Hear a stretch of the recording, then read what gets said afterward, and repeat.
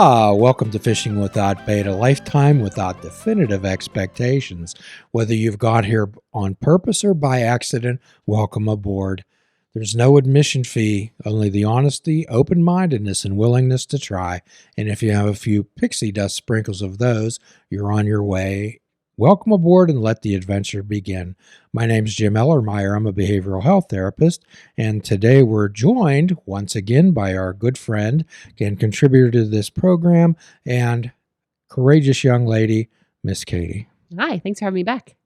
Miss Katie, for those who have had the misfortune not to look at our previous podcasts or hear them, perhaps you could give a recap of where you were at and how you're here. We've been discussing my adventure with cancer. I was back on Christmas Eve 2019. I was diagnosed with 2B breast cancer. So it was in the breast and lymph nodes. I did the whole bilateral mastectomy, radiation, chemo, wanted the whole experience. And we talked like right afterwards and a year or so out and kind of updating everyone on my adventures. Life is a series of continuous change, and it's how do these changes affect us and our view and perspective of life, Katie. On this show and in my practice, we often try to help people figure out what's important and separate beliefs from facts. So during this tumultuous time over COVID, and particularly the zeitgeist, the mood of the country that it's been over the last 4 or 5 years, how has Katie changed? How has she morphed and evolved? I think my firsthand experience with the healthcare system, of our healthcare system and like how you learn that it's such a for-profit institution. And I've been very lucky in regards to my, what I've gone through and the way, I've been able to pay for things. But, you join young adult cancer groups and you see that not everybody's experience is the same. And not everybody, they're dealing with the follow-up phone calls and trying to get the insurance companies to cover tests that or even procedures and losing. I think one of the worst things has been like losing friends because either their insurance company was like, we can't approve this particular treatment or this test. I think that's been the biggest thing I think I've had a front row seat for. Losing friends, meaning for those who aren't catching on. That passed away and how frustrating and like not even being right there, but just being a friend on the outside and watching it happen and listening to them in support groups and listening to them say, I need this, but my insurance company won't approve this or I can't afford this. Like that, I can't even imagine but there's nothing you can do at certain points because it's such an outrageous amount of money to take care of cancer.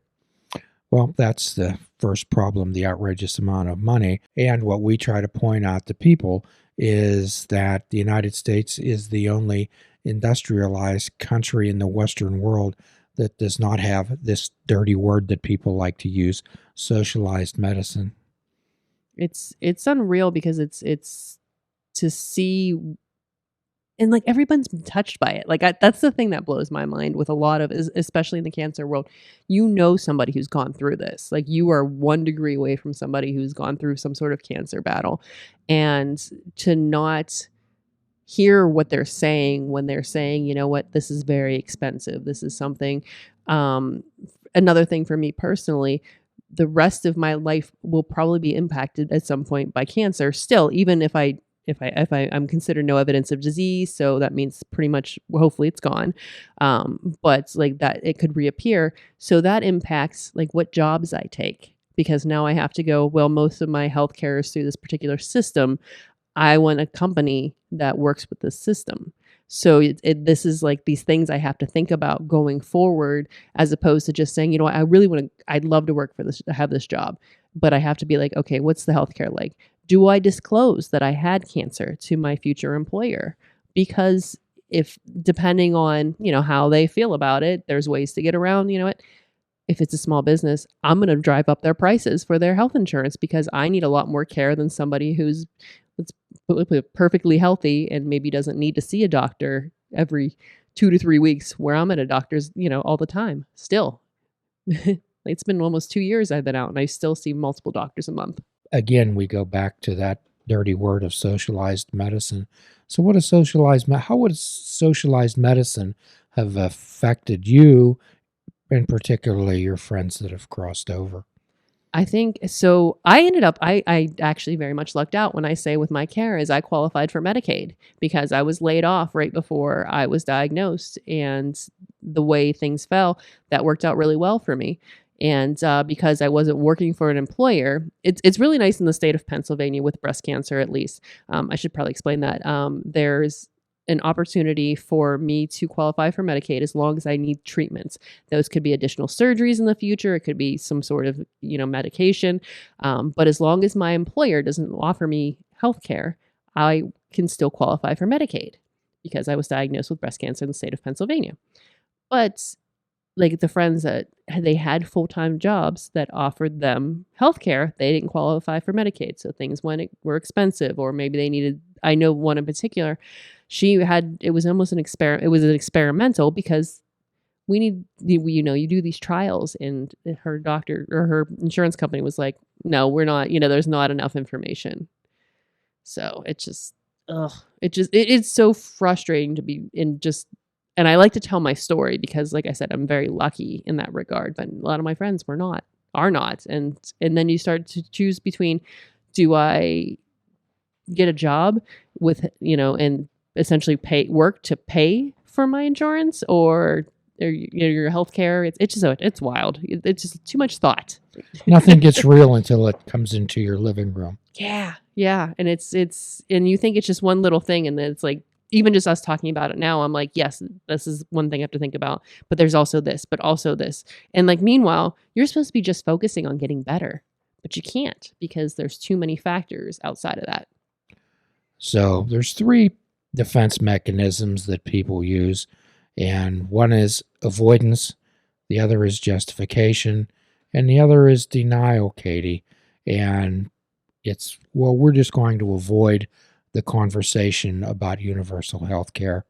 We're going to deny that all these problems are that serious, and we're going to justify our way of doing things because it hasn't affected my life. I just don't know how folks can just look and think like, you know what, this is going to take away from something else. If this money goes towards universal health care, this is going to take away from X, which is, they don't understand, like, without your health, X doesn't matter because you can't continue living the life that you're living if something happens and then suddenly it all goes to heck. Yes, there's a lot of fine words being spoken with little action behind them. Thoreau, when he wrote Civil Disobedience, talked about for every 1,000 people who claim to be virtuous, there's one virtuous person. I believe it. it's it's unreal, like I said, especially in the cancer world, just to see it and just to see folks who say, whatever you need, or I'm there for you, or I'm your biggest cheerleader, and this and that. And meanwhile, they're, voting for things that are going to hurt you. Well, it's words do mean something, but words also can just be a way to avoid, oh, we're so sorry for you. If there's anything we can do to help, please let us know, and please forget our phone number. Yeah. You learn that people will say things to make themselves feel better. And I can't even tell you how many times I've had to comfort other people when they find out. And then you're like, okay, this is super awkward. You're supposed to be taking care. Like, you're supposed to. I'm the one with the issue. Why am I comforting you? Wow. That's one of the most invalidating things that another human being, to say to another person, I know how you feel. That's one of the most invalidating, disrespectful things another human being can say to another, Katie, because no one knows how anybody feels. It's true. It's so hard, and like I understand. A lot of times it's like, oh, I know what you mean, or I know how you feel. My grandfather had cancer and they died. You're like, wait, no, what? It's not the same thing. Well, we always look at intention, and their intentions may be good, but then when they say that, they're making it about themselves. Mm-hmm. Oh, how bad I felt. Yeah. Yes. So, and we talk about tough subjects on this podcast and try to bring things to light. And when people claim to be Christians, and when I explain to them that Jesus's message was based on love, compassion, and forgiveness, and if that is not part of their life and part of their attributes, then they may want to re-examine their identity and how they label themselves. Yeah. I have a very awkward relationship with religion because of things that people say and then their actions. Well, how has that changed your attitude and how you have determined what's important in Katie's life? My cancer venture. I think for me it's the things that I focus on and I worry about now. I are more like what's important to me as opposed to like before where I might be like, oh, you know what? I'm gonna worry about how so and so what they think of me or whatever. And but like really leaning into the parts of me that I really like too. Like I'm a very silly human and I am even more ridiculous now than I was before because it's like, oh, I like that, and I enjoy that. And where I might have been like, oh, people might think I'm weird or blah blah blah, and it's like now I'm like, nope, this is who I am, and I do a lot of. I don't want to be like, I don't know if the phrase is like living out loud, but like I put a lot more out there now, and it's been fun for me to see friends or hear from friends that are like, you know what, I was brave enough to do this because you were just like, this is how I am, this is what we're gonna do, and like now I am braver too, and I'm like, oh, thanks, I'm glad I could help. And helping people understand that accepting and dealing with discomfort. Mm-hmm. Oh gosh, and it's rough because you don't want to sit in that world. You don't want to have the rough talks or like have the see the photos and videos of what it's really like, and you want to just stay over there and be like, oh, this is everything will be okay. Smiles. So, what's good for you is good for everyone. Mm-hmm. And your positivity stretches out to other people. However, has to start with you. Quite often we try to, when I have patients, one of the first things I tell them, Katie, is that you're a spiritual being. You just happen to be having a human experience, and it's a meshment in this human experience that is doodling your life up. And I say, life is absurd. And when you grasp all those three concepts fully, our work will be done. Oh, I love that. It's I love the life is absurd because like one of my first things when people are like, "What's cancer like?" or "What's it like having cancer?" Annoying. I don't. It's a waste of time. Absolute waste of time. Like I could be doing so many other things and spent so much these last couple years doing much cooler things than having to deal with it. Yes, however, you did deal with it. You dealt with what's right in front of you. Quite often, what we'll suggest to people when they get overwhelmed or don't know what to do, we'll ask them to step back, check the facts. What do you know for sure? And to deal with what's right in front of you. And that's all you can do because you want to do. I can say, especially going through cancer during COVID and a lot of the civil unrest that was bubbling up at that particular point, it was so hard because I couldn't leave the house. I was not like I was immunocompromised. I was not, I couldn't be around normal people germs, let alone, the whole COVID thing. And like just sitting at home watching it and how horrible that felt because I felt so powerless. Like I should be there. I should be out doing this or I should be doing this. And, I'm just like trying to survive at that point. And, but yeah, it's, you really have to like.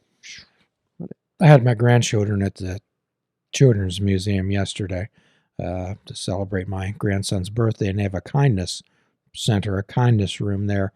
And they have a picture of Mr. Rogers, and when you stand in front of him, it says Mr. Rogers' 3 rules for success. Number 1, be kind. Number 2, be kind. And number 3, be kind. Mr. Rogers may not have known everything, but he knew everything that was important. Mm-hmm. And I think it's so important, especially they talk about, being kind because you don't know what somebody else is dealing with behind the scenes and how many times people will be like, "Oh, you look fine." And it's like, "No, I'm not. I'm one inconvenience away from sobbing in a corner." Yes, indeed. So I know that it's easy to get angry and it's easy to get outraged at the injustice that people impose upon others. However, what type of recommendations, what type of encouragement and support can you give to people who have been turned down by insurance companies, who don't have the money to go down to UPMC and get one of the best oncologists in the country? I think the things that I have learned, at least over my experience, is don't speak up for yourself. You have to be a self advocate. You have to self advocate for yourself. That's huge, and it's because people will dismiss what you're going through, and you have to speak up for yourself. If you're not sure how, Google it. Like, there are so many resources online where people are sharing more and more of their experiences, and they might have the right combination of words to say to your insurance covered, your insurance company, that might help you out. There's also there's a lot of programs, at least I can only, like, speaking to Pittsburgh, that offer grants to help or will try to get you placed into these specific studies to helpfully, one, it'll help the future of the cancer world, and also hopefully save your life.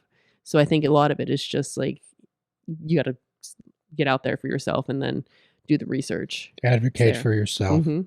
Be comfortable with the sound of your own voice. Yeah, and we're taught to be like, be quiet, it's like the doctors know best, like, and the insurance companies, for your best interests, and it's not. None of these are true. Well, this is one of the things I tell my patients, Katie. I said, people have the mistaken notion that these individuals, lawyers, doctors, they're in some type of exalted status where when you go see them, that you should genuflect and say, thank you so much for seeing me. When actually they work for you. Mm-hmm. You're the one who's paying them. I am uncertain as to how that mix up occurred. Yeah, because it's second opinion. If something doesn't sit right with you, ask for a second opinion. Like, and which is uncomfortable. Like, because now you have to tell this person who has all of this experience, that's supposed to know all this information, that you don't think they know the answer, and they're not correct. And then, well, they're going to tell somebody else, and it's just like, it's this weird system, and like this whole like psychological game of like trying to figure that out, and trying to navigate that, especially the first time you're like, this isn't right. It's hard.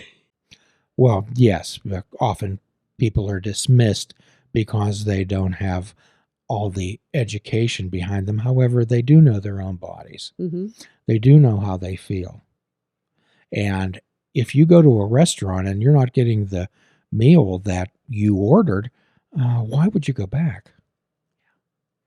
And it's and another thing, like living in this cancer world and talking and having, these interactions, you learn. I'm very lucky for my skin tone that I will probably, most likely, my symptoms will be taken seriously, because people of color will go to the doctors. And I mean, for the longest time, the books would say, well, Black people have a higher pain tolerance, or, that's how they could, just these horrible things that you read about and you learn about.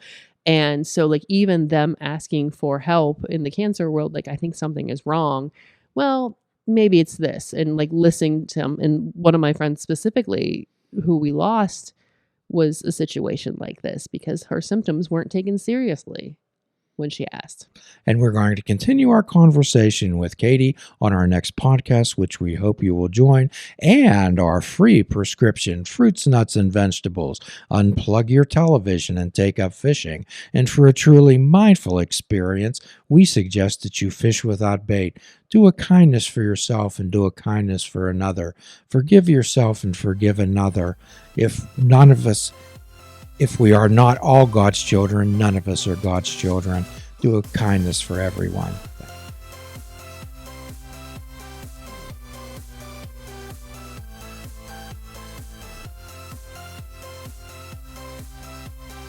If you're interested in flying the colors of fishing without bait, click the shop icon on our website. We have clothing, mugs, cell phone cases, and so much more. Show the world that you fish without bait.